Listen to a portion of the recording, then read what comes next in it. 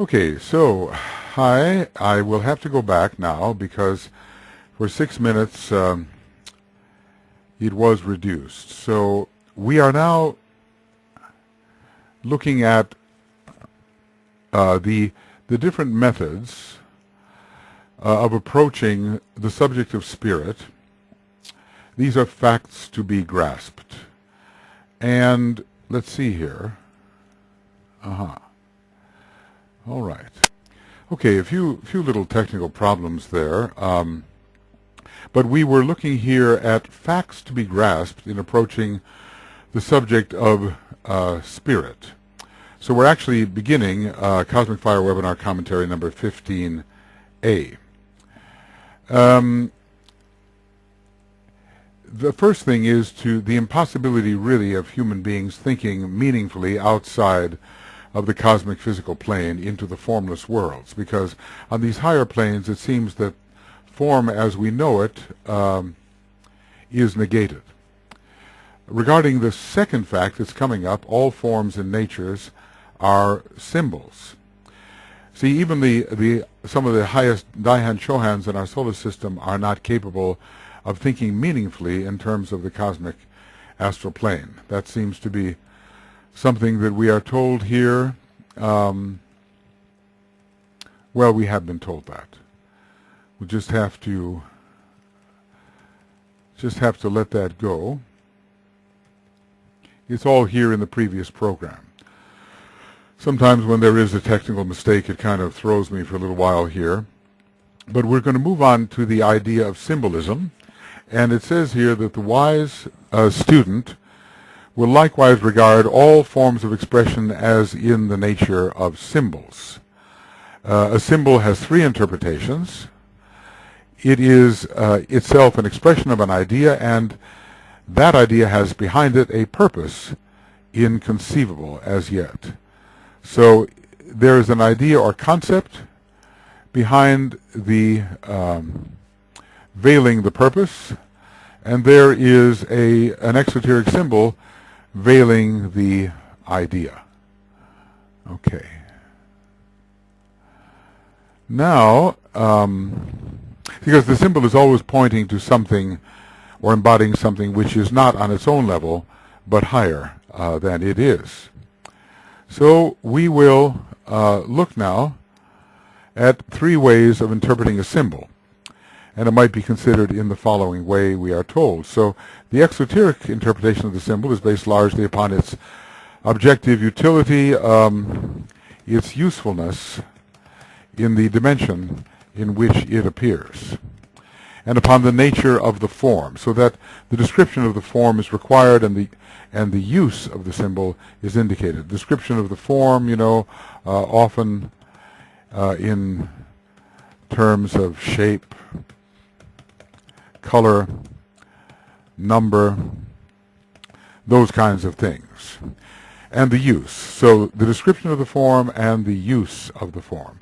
That which is exoteric and substantial serves two purposes. Okay.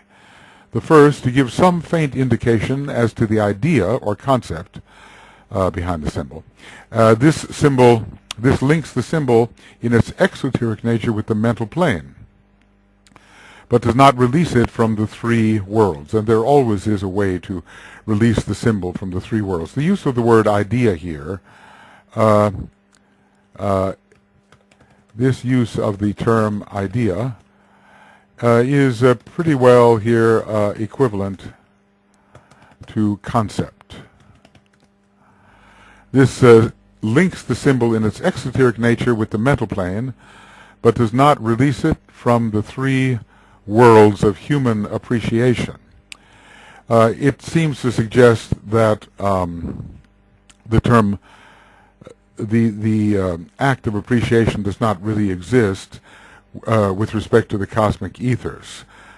For most human beings, the idea is, as far as we get, the idea or the mental concept.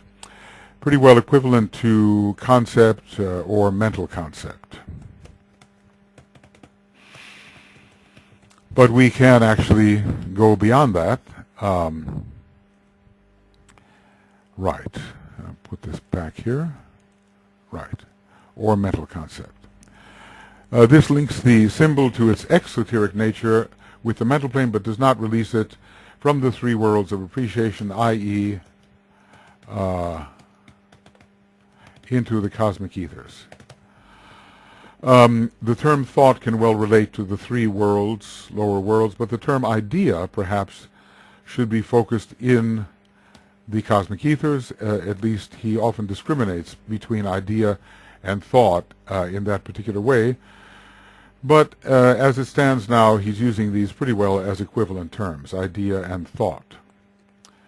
And also the second purpose of the exoteric symbol, so to indicate that which is above is the first purpose, and the second thing is to confine, limit or confine, or imprison the idea and so adapt it to the point of evolution which the solar logos and planetary logos and man have reached. Because the full expression of the idea will be limited by that point in evolution. The true nature of the latent idea is ever more potent, complete, full than the form or symbol through which it is seeking expression, and the ultimate of this is the boundless, immutable principle cannot be expressed fully through any universe.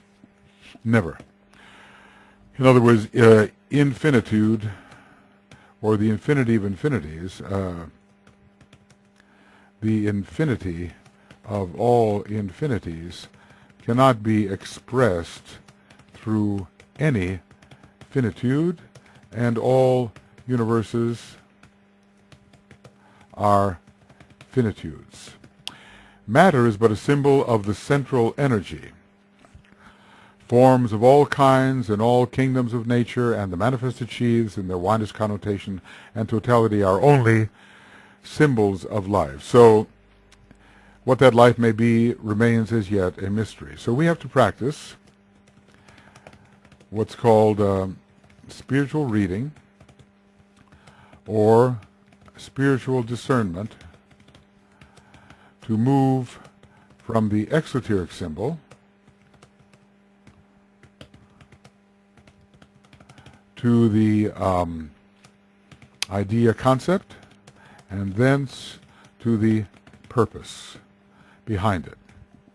And I think many of us, we do practice, when we look at a lamp, it's an exoteric thing, it has utility in our three lower worlds. The idea behind it is to bring illumination. It is about illumination, but what is the purpose of illumination in the deeper sense? That is more difficult to grasp. Anyway, this exoteric symbol points towards the illuminative faculty, or light in general. What may light be doing with respect to our planetary logos or solar logos? That is altogether a deeper question. These exoteric symbols, symbolic forms, are of many kinds and serve many purposes, and this is largely responsible for the confusion in the minds of men on these matters. So all symbols are emanating from three groups of creators, at least in our local system, and beyond, of course, but at least in terms of what we can understand from the solar logos, the planetary logos, and man. The solar logos is constructing a temple in heaven, not made with hands. This is all directed by the thought power of the solar logos. Though this solar systemic temple is not yet completed, it's only half done perhaps, and it is a symbol of the quality of the solar logos and the life of the solar logos. When we're talking about the concept or idea suggests quality, whereas the life of the symbol, or the purpose of the symbol, suggests life. The planetary logoi, who in their 7 groups, 7 groups as far as the 7 solar systems, of which ours is one, because there are 7 groups of planetary logoi, apparently. I'm not sure whether all of these stars have planetary factors, planetary logoi in them, but in many ways it seems to be the case. At least, although we have not explored these things with our own telescopes, the ageless wisdom seems to point to that fact. So the planetary logoi in their 7 groups create through 7 ways and methods, and thus produce a diversity of symbols, and are responsible for concretion.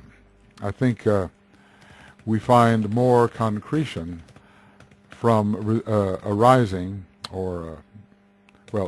from the creative powers of a planetary logos than from the creative powers of a solar logos, a more abstract being.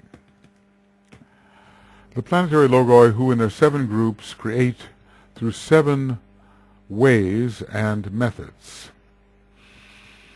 See, because in our particular solar system, we do not have 7 groups of planetary logoi, but in the 7 solar systems, of which ours is one, we do have 7 groups, and these are mentioned in the paragraph about the solar Petries, in groups becoming 7 groups of planetary logoi. Okay, and man who builds, forms, and creates symbols in his work of every day, but who as yet works blindly and yet unconsciously, he does not understand that he is creating symbols, or the ideas, concepts towards which they point. I was just thinking towards which. I was thinking about the idea of, like sometimes you have, like, let's say you squeeze some orange juice, and then you want to pour the orange juice through a strainer, which will collect the seeds and the pulp. If you don't eat it, you might, but let's just suppose it's just orange juice and seeds. So it collects the seeds. The idea is purification. That's the concept. Or somehow purity or homogeneity. That's the concept. And then what is the purpose of homogeneity or purification? Ultimately, homogeneity leads to pure being, the realization of pure being. The purpose of the general quality of purity has to do with the degree to which the divine archetype can express itself. When there is purity in the lower forms, there can be alignment and expression. So the purpose of purification, we might say, is the communication of God with the lower worlds. And God can't get through unless there is purification. So the old saying goes, cleanliness is next to godliness. And it has a very occult basis. So here is man, and he's creating symbols in his work of every day. Everything that he makes and every thought he thinks is in a way a symbol. Nevertheless, he merits the name of creator because he utilizes the faculty of mind and employs the rational quality. So let's just say creating is assembling according to an ideation. And this assembling necessitates mind. Emotion alone won't do it. Alone won't do this, nor will random action on the physical plane. You might get some kind of combination, but it wouldn't be considered creative. It would be considered a happenstance combination with no rationality to it. All right, so there are three groups. There are three groups of creators, and they all use the mind. They all create symbols which point to the quality which is to be embodied in the symbol and point to a purpose for the exercise of those qualities. The lesser devas and all subhuman entities and all those builders who must in some distant future pass through the human state of consciousness are not regarded as creators. Now, I just have to pause here. Watch this. This human state can be acquired in the Deva kingdom. The many devas that there are, far more than human beings, need not necessarily pass into the human kingdom in order to achieve this human state. So the devas need not pass into the human kingdom in order to achieve that state of individuality,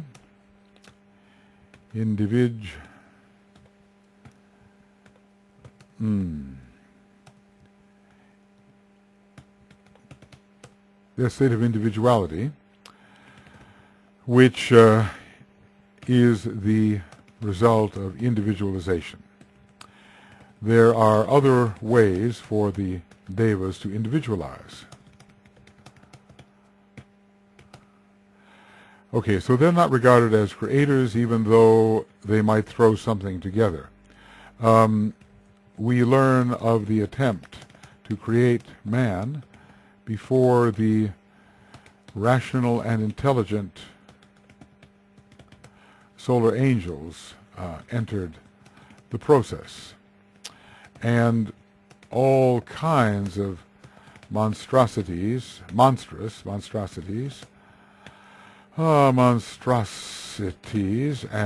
monstrous combinations resulted. This was not creativity, according to the Tibetan.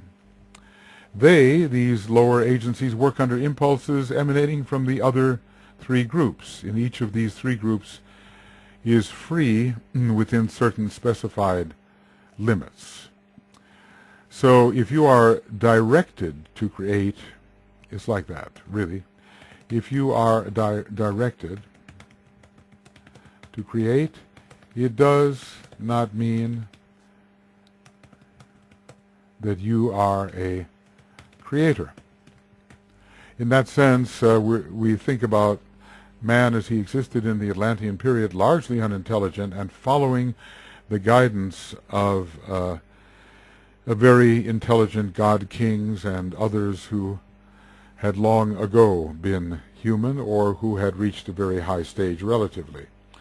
The solar angels embodied, the god kings came, and the Atlanteans were not necessarily creative, at least not in the degree to which we give them credit. They simply carried out the higher impression. They carried out the design which was impressed upon them. Sometimes when people receive a design and then they use their hands to manifest it and their mind to govern the combination, we call them creative. But let's just say to be really creative, it helps to meditate that impression yourself, to bring it into focus of your own will and volition, and then to express it in the next lower phase. So if you are simply an agent of creativity, you are not necessarily creative. You are an agent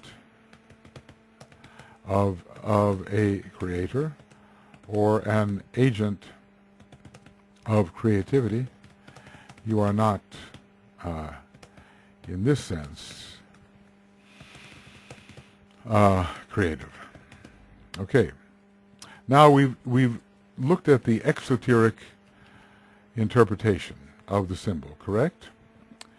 And now we will look at what's called the subjective interpretation. Is one that reveals the idea or concept lying behind the objective manifestation, and we've decided it reveals quality. This idea, incorporeal in itself, okay, yes, if on the cosmic etheric planes, and not equivalent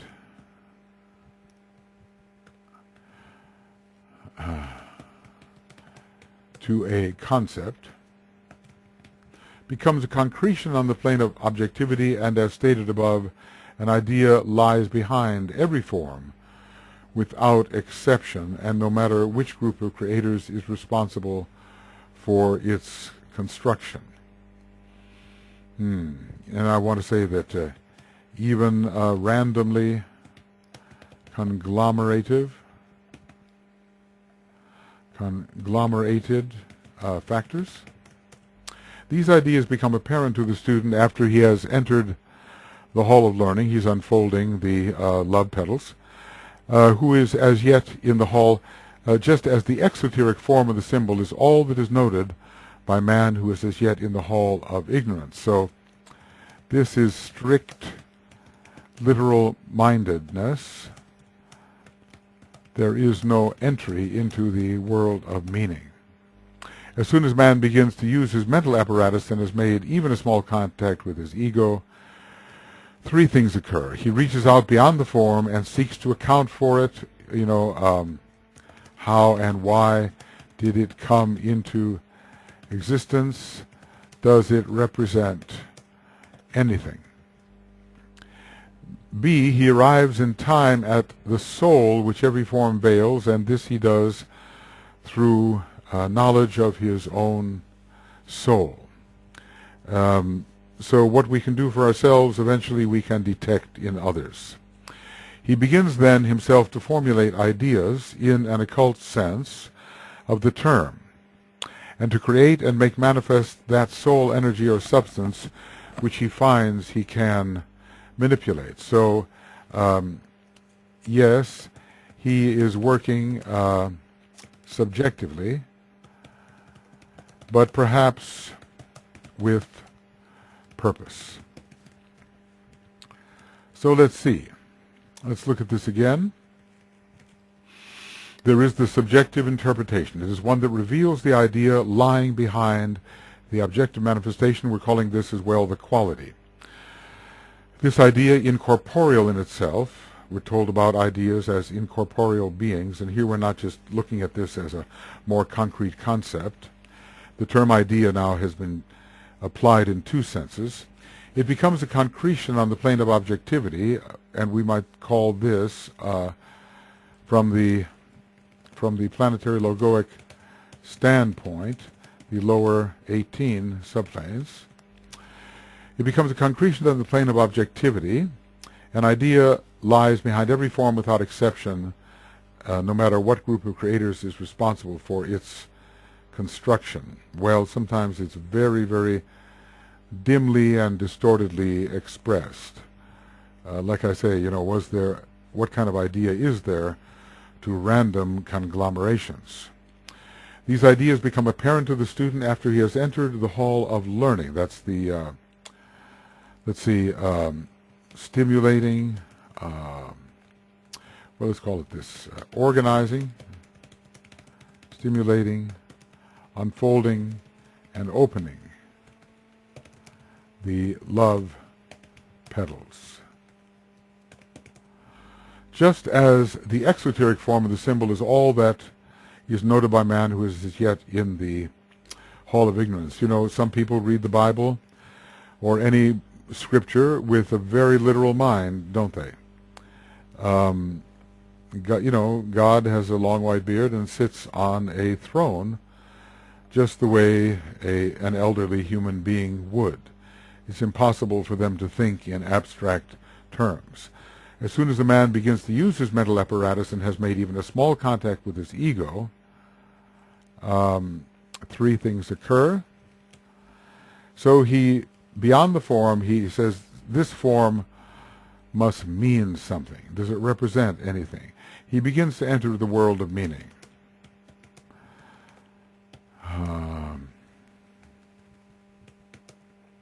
No, begins to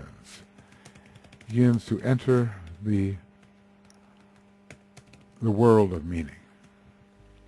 Then he arrives in time at the soul, which every form veils. So there is a kind of a inner quality or pattern of energies or type of consciousness, and he understands that this exists within himself, and so he begins to detect it in other human beings, and also he detects quality in other beings. In other beings, okay. And then he begins then himself to formulate ideas. Now this is he is becoming PCMG, a creator.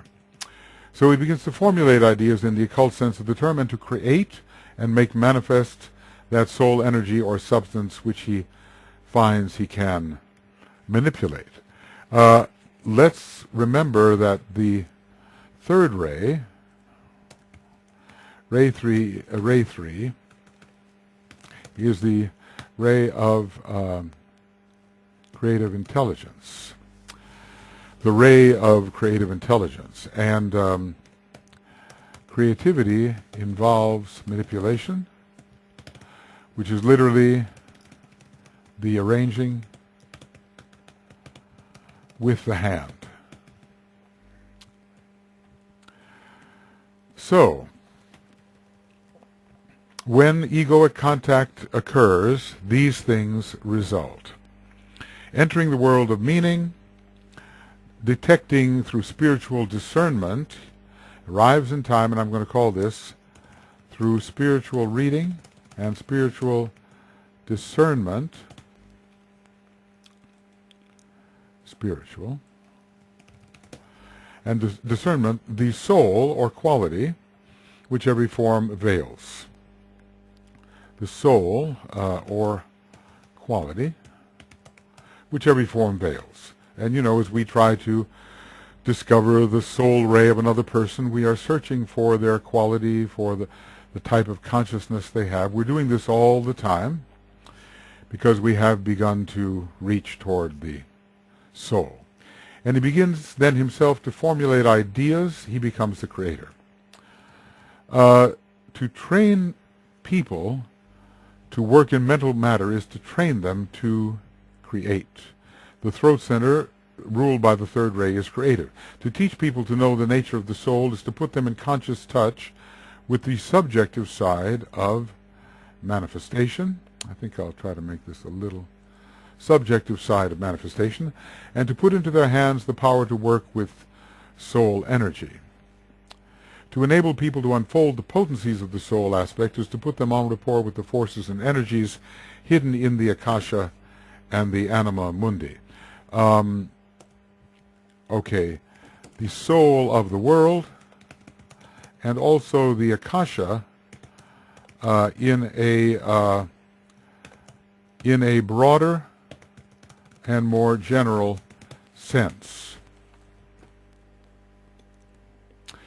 The technical idea of Akasha is the matter of the monadic plane, or the energy, the substance energy. Akasha, technically, is the substance energy of the monadic plane. So I'm not sure that he means that here. It's forces and hidden energies. I think by Akasha we just mean the substance of the planes. DK, in this context, Akasha seems to mean the substance of the planes. So if we train people to work in mental matter, they can move thought around, arrange and rearrange thought, and hence arrange and rearrange matter into useful, rational combinations. And to teach people the nature of the soul is to put them in conscious touch with subjectivity and the power to work with soul energy, recognizing it. Okay, RCZ. RCCC, let's see if that works. Okay. Recognizing it and evoking it, or recognizing it in others and evoking it. And to enable people to unfold the potencies of the soul is to put them en rapport with the energies of matter and the consciousness of matter. So rapport with the energies of matter and the consciousness of matter, consciousness behind matter. As man can then, as his soul contact and his subjective perception is strengthened and developed, a man can then become a conscious creator, cooperating with the plans of the hierarchy of adepts who work with ideas, the true formative energies of the cosmic etheric planes, and who seek to bring these ideas, planetary ideas, into manifestation upon the physical plane. These ideas related to the divine plan into manifestation on the physical plane. As he passes through the different grades of the hall of learning, his ability so to work and his capacity to get at the thought lying behind the symbols increases. So his ability to do spiritual reading increases. His spiritual reading capacity increases, and his spiritual discernment, how to detect the quality or idea behind the form. He is no longer taken in by appearance. This is so important, but knows it as the illusory form which veils and imprisons some thought. And you know, we have a lot of sayings in the human race. We say that beauty is only skin deep, and you can't tell a book by its cover. You know, you can't tell a book by its cover, and beauty is only skin deep. This already shows that people are beginning to think more deeply about the quality which lies behind the appearance. But of course, sometimes there is an inconsistency between the inner quality and the outer appearance, but oftentimes, if one is not just superficial in looking at the outer appearance, one can in fact see how the appearance does reflect the inner quality. But then one has to read the appearance. One must learn to read the appearance instead of just being, as DK says here, taken in by that appearance. Okay, and then so that was a discussion of the subjective interpretation of the symbol. We've had the exoteric interpretation, the subjective interpretation, which allows one to begin to detect the quality behind and to detect the soul, of the symbol, to detect the soul of the symbol, which means quality and idea, and then to become a creator himself. Now we're going to look for the third type of creation. What is then the spiritual meaning which lies behind the subjective sense, and which is veiled by the idea or thought, just as the idea itself is veiled by the form which it assumes in exoteric manifestation? This can be regarded as the purpose which prompted the idea and led to its emanation into the world of form. So the spiritual meaning then is about the purpose which impelled the idea. It is the central dynamic energy which is responsive for the subjective activity. So this is life as it is responsible for the appearance of quality. Life, quality, appearance. I think, the three factors, of course, DK here is writing in a treatise on white magic, but the life, quality, appearance sequence was developed more when he began the treatise on the seven rays, but he's already strongly hinting at it, I think we can see. So spiritual meaning is connected with purpose, which is the configuration behind the idea. In other words, the purpose is to achieve a configuration with certain qualities within it. So these qualities are representing a deeper purpose, and a deeper purpose may actually be the impulsive force or propelling force behind a number of qualities or a number of ideas. I think what I want to say here is, there are orders of purposes. And one purpose may be behind one quality or idea, but also one purpose may be behind many related qualities or ideas.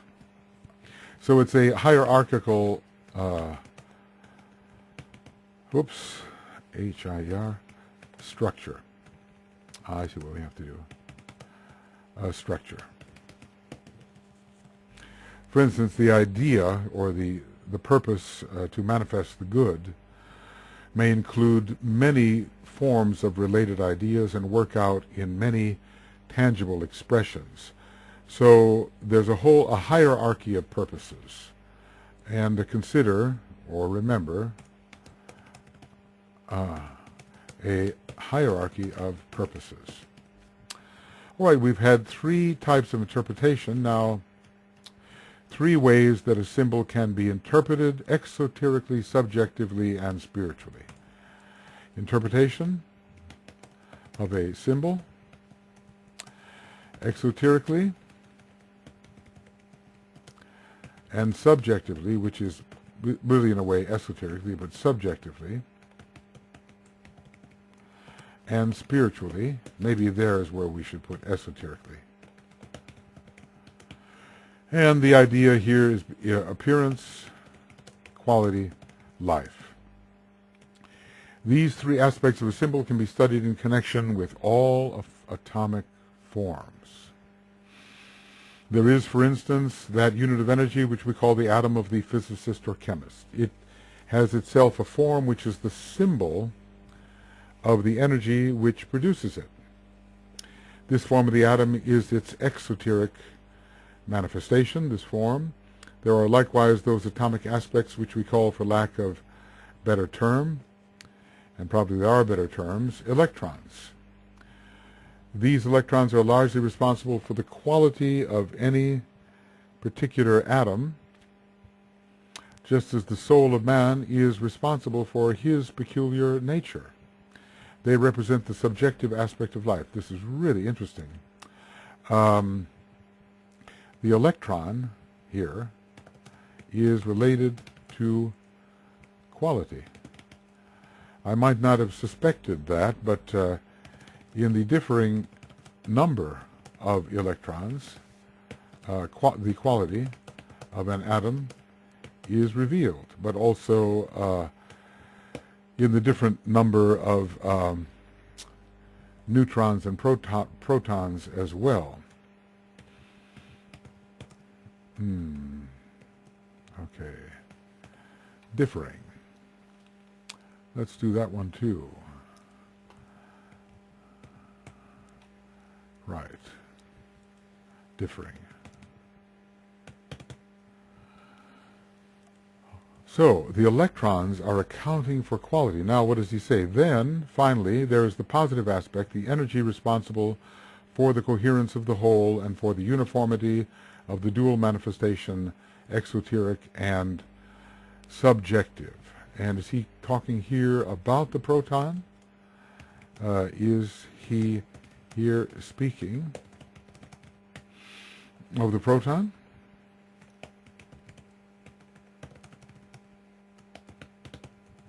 This is analogous to the spiritual meaning, and who can read that meaning? Or is this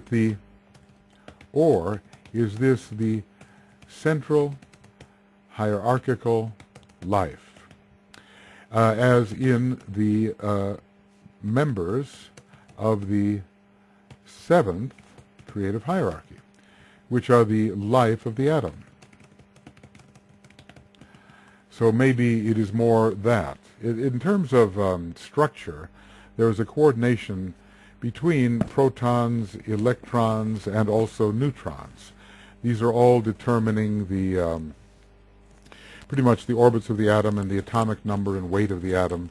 There are various ways that physicists and chemists go about describing the atom, but they still seem to be in the realm of quality. The whole form of the atom appears to be exoteric.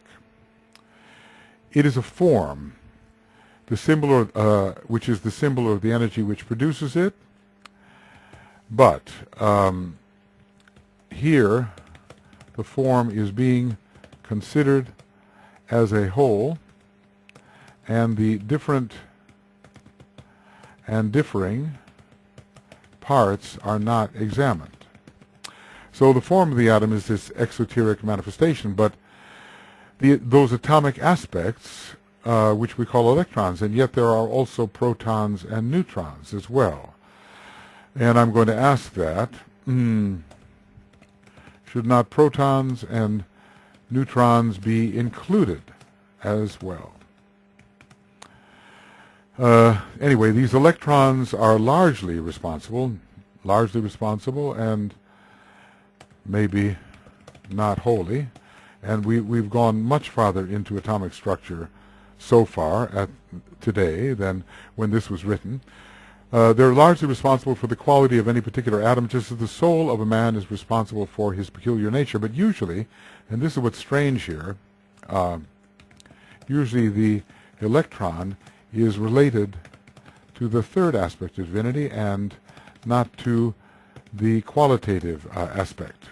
Anyway, they are representing the subjective aspect or life. Then finally, there is the positive aspect or energy responsible for the coherence of the whole and for the uniformity. Now, when he uses a word like coherence, think etheric, because the vital body is the provides the factor of coherence, and when it is extracted at death, coherence of the physical body disappears. So then finally there's the positive aspect, the energy responsible for the coherence of the whole and for the uniformity of the dual manifestation, exoteric and subjective. And so we have the appearance, the subjective quality, made up of various aspects of the atom, and then the sponsoring creative hierarchy, which is the vitality behind and substanding the atom. So this is done by the lives, I believe, of the seventh creative hierarchy. Maybe it'll be a little easier to understand what happens in the case of man. In man, likewise, the human atom, these three aspects are found, which would be the exoteric, subjective, and spiritual. Just reminding, exoteric, subjective, and spiritual. Man on the physical plane is the exoteric symbol of an inner subjective idea which is possessed of quality and attributes and a form through which it seeks expression. So the form is the result of the aggregated qualities on which the form is built.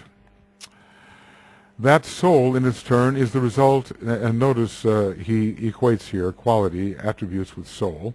That soul, in its turn, is the result of the spiritual impulse, but who shall say what that spiritual impulse is? This has to do with, in a way, monadic destiny, and the final configuration into which man is to be patterned or built.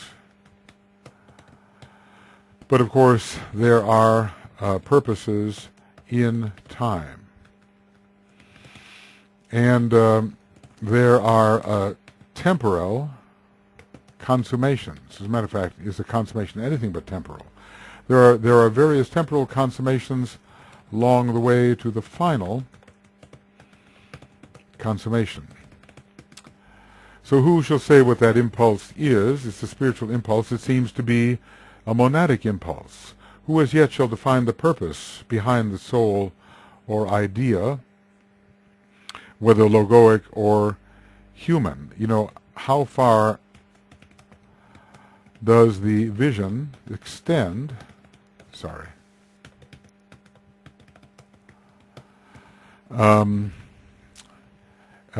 Indicating a purposeful configuration at certain to emerge at certain junctures of time.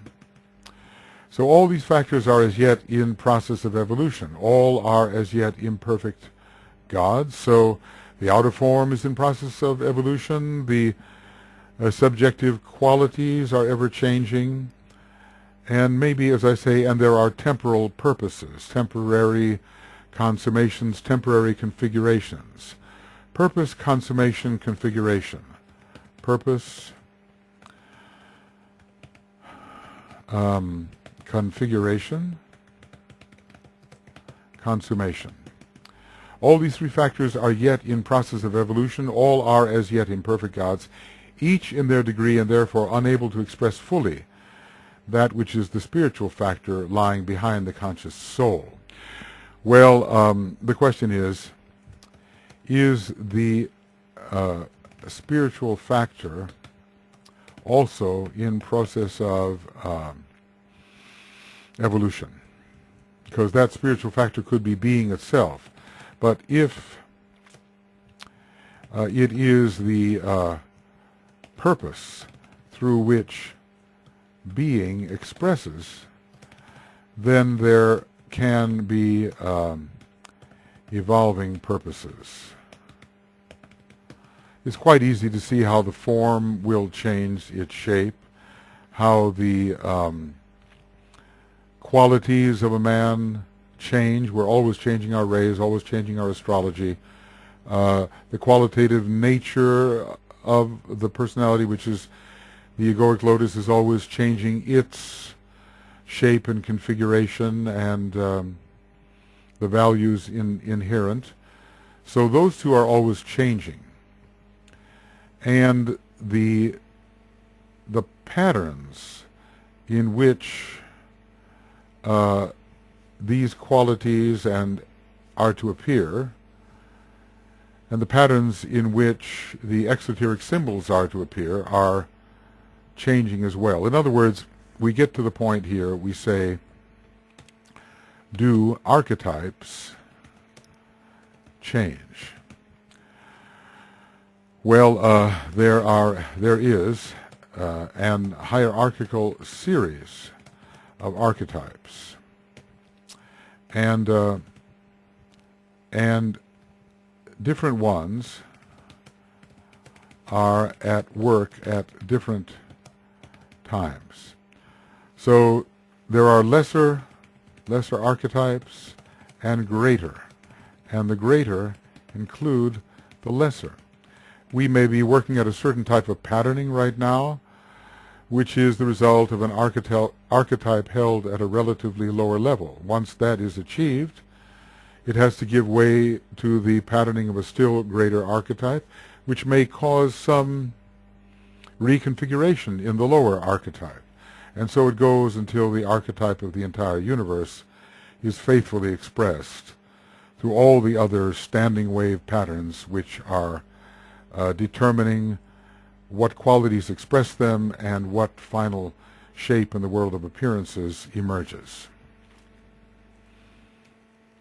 Okay, now, we're talking about what the wise student will ponder. So we have been talking about three things. Are there more than three? Maybe only three. And maybe we can take it this far. Three factors. Third factor, which the wise student will ponder. And we're talking here about the mystery of electricity. Oh, and that is a profound mystery, but it's really the mystery of polarity. So we've already had one, the inability to conceive of, for man, let's say, man to conceive of that which is beyond the cosmic physical plane. Of course, ideas can be formed, conceptions can be formed, but let's just say, let's use the word realize instead of conceive. And then the realization that all forms are really symbols. And then third, the mystery of electricity. Okay. Now, the wise student will also ponder well the words, the mystery of electricity, which is the mystery surrounding that process which is responsible for the production of light, and also, therefore, of vibration itself. Now, normally, there is a developmental sequence, and it goes like this, and you've seen it: vibration, light, sound, color. And vibration comes first. So light flashes forth when there is an approximation of the poles, positive and negative. What has this to do with vibration per se? Do the poles vibrate, or does only that which the poles create vibrate? Do the poles vibrate, or does only that which the interaction of the poles produces vibrate? I'm not sure I can answer that question, but it is interesting that light is created from the approximation of the poles, and light is vibration. So until the light, well, we almost might wonder, when the poles approximate, do they first produce vibration or some kind of oscillation between the poles? Anyway, the mystery of electricity, it can get pretty complicated from a fifth-grade perspective, and we only have to look into the world of electronics to realize how very technical this area of mathematics is. And really, we're talking about something far more difficult than that. Just look in any just look in the Wikipedia or the Encyclopedia Britannica, and maybe look up the work of Faraday or Steinmetz, some of the great fifth-ray souls that have worked in the electrical field, and see what their formulas look like, and realize that these rather incomprehensible formulas, these formulas which are comprehensible perhaps only to those who are technically trained, are very simple indeed compared to the occult formulas which underlie them. So the mystery of electricity, the mystery of the relationship between the poles and the vibration thereby produced. So the mystery of electricity is the mystery of the relationship between the poles and of the vibration thereby produced. Produce. We have concerned ourselves in the two other sections primarily with effects, with the results produced through the operation of the subjective side of nature, that alone which the occultist considers and works with, and the consequent production of objective manifestation. So we have considered 2/3 of the whole, subjectivity and appearance, but not yet the living propulsive factor. Now we arrive at the realization that there is a cause, the cause lying behind that which, and the cause is a divine idea propelled toward manifestation by will. Cause, in this case, a divine idea propelled towards manifestation by will. There is a cause lying behind that which has hitherto been regarded as a cause.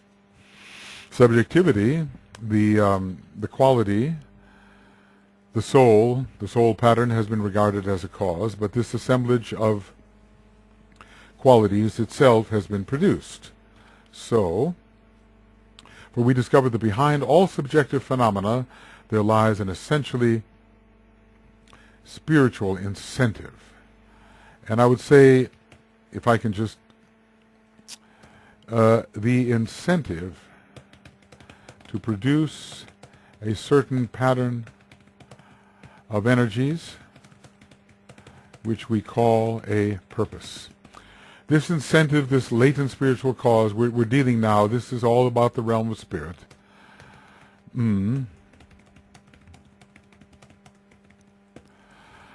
This is about, okay. This incentive, this latent spiritual cause, is the object of the attention of the spiritual man. Why is this taking place? The why.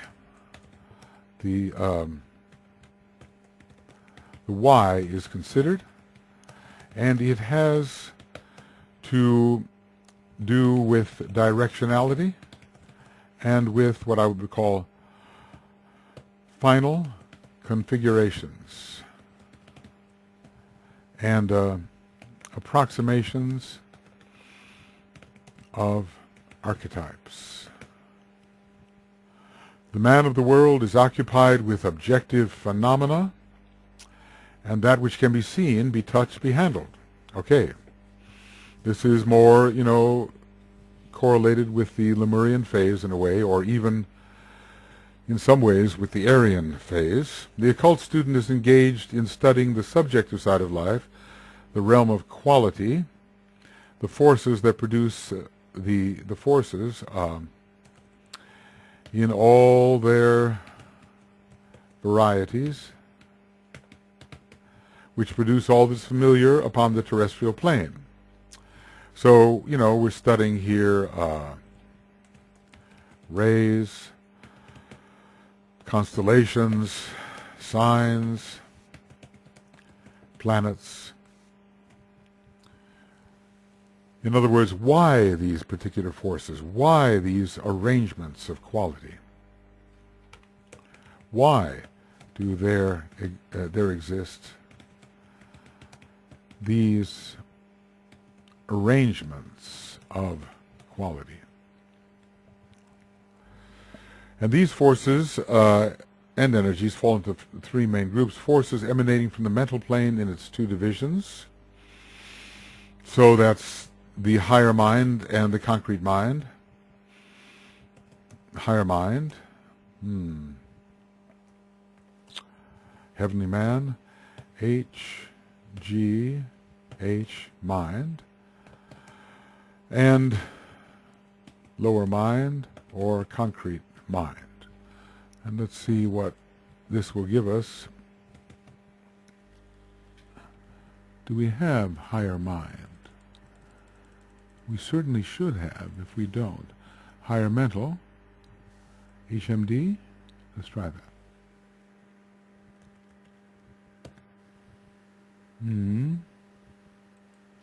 HMMD. We'll try that. And see if we can higher mind. So in its two divisions, there is mind and higher mind. The forces of a chemic nature, related, of course, no. I see what has to be done, sorry. Related to desire, and forces of purely physical description, etheric, physical, really. These occult students, the occult student studies, experiments with, manipulates, and correlates. Through the knowledge thus gained, there comes an understanding of all that can be known in the three worlds, and likewise understanding of his own nature. But again, but why?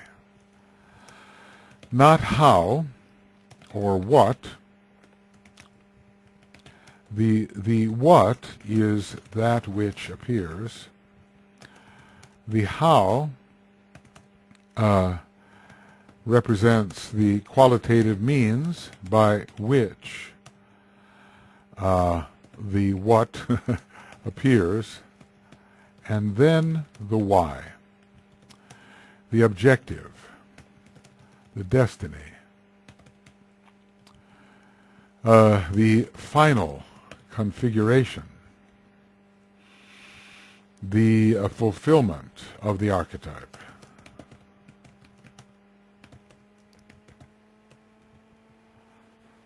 So, just because we know what energies are there when we look at a human being, I mean, we can tell with their soul or personality what they're demonstrating. Why, in the great scheme of their purpose as an entity, are these energies presently manifesting or presently configured? We know that they will produce the form, but behind the form are the assembled qualities. Let me put this down. Behind the form are the assembled qualities, and behind the assembled qualities is the destiny or final configuration towards which that form and those qualities are intended to lead. All right. I think now we can say that we are at the end of Cosmic Fire webinar commentaries 15A, and maybe we're not going to go any further with this one right now. And let's see our page number. Page 1237, I guess. Yes, that's where we are. Page 1237, and beginning of Cosmic Fire webinar commentaries 16A, page 1237. Okay. Okay, friends, I think that will be it for the moment, and we'll go on to this discussion of what we must know in order to approach understanding of the realm of spirit.